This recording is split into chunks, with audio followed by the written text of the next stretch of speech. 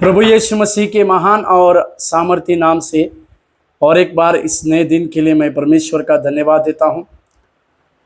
वो दयावंत परमेश्वर हमारे जीवन में दया की बातों को लगातार करता है। लूका रचित सुसमाचार 24वें अध्याय और 7वें वाक्य की ओर हम ध्यान को आकर्षित करें। लूका रचित सुसमाचार 24 अध्याय 7वें वाक्य।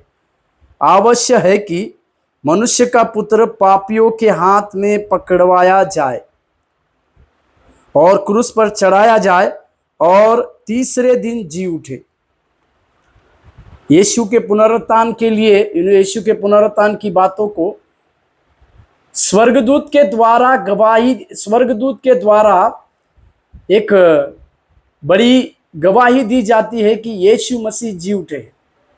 मरियम जो सुगंधित वस्तुओं को लेकर उस कब्र के पास कुछ स्त्रियों को लेकर पहुंचती है,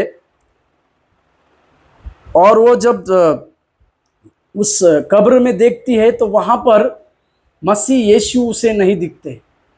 तो वहां एक स्वर्गदूत के द्वारा उनसे इस बात के ऊपर मोहर लगाते हुए हम देखते हैं कि वो जी उठा है। और इसी के लिए एक स्वर्गदूत के द्वारा ये बात कहलाना कि मनुष्य का पुत्र पापियों के हाथ में पकड़वाया जाएगा, क्रूस पर लटकाया जाएगा और तीसरे दिन जी उठेगा, ये उसी बातों का प्रमाण था जो यशायाह यिर्मयाह की जो भविष्यवाणी की बातों को जो थे वो सारी बातों को पूर्ति करने के लिए इस प्रकार की वाक्य को कहा गया था। और स्वर्गदूत मरियम और उन स्त्रियों को इस बात से, इस पूरी भविष्यवाणी को, इस भविष्यवाणी की बातों को परमेश्वर ने किस प्रकार से पूरा किया इसके विषय में कह रहा था। इसमें सबसे बड़ी बात यीशु मसीह जी उठा है, ये सबसे बड़ी बात थी। और इसी के लिए ये बड़ी आशा और बड़े आनंद की बात स्वर्गदूतों के द्वारा इस मरियम और उनके सारे स्त्रियों को कहना था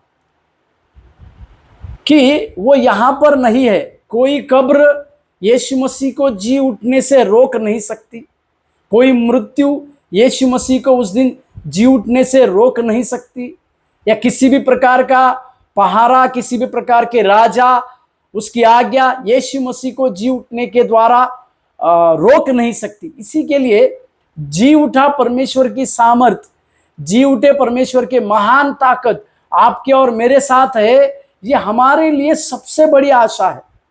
इसी के लिए हम कभी भी ये बात को समझने पाए कि वो जी उठा है, और उसका प्रमाण बाइबल के कई एक अध्यायों में, कई एक वचनों में देते हैं। उसी में से है एक स्वर्गदूत कि वो जी उठा है। मेरे प्यारों, आज उसके जी उठने की सामर्थ को हम पाकर अपने जीवन में आगे बढ़ने पाए और परमेश्वर को कहे उसका जी उठा सामर्थ, उसकी पुनरुत्थान का सामर्थ लगातार हमारे संग रहे। प्रभु आपको आशीष दे। धन्यवाद।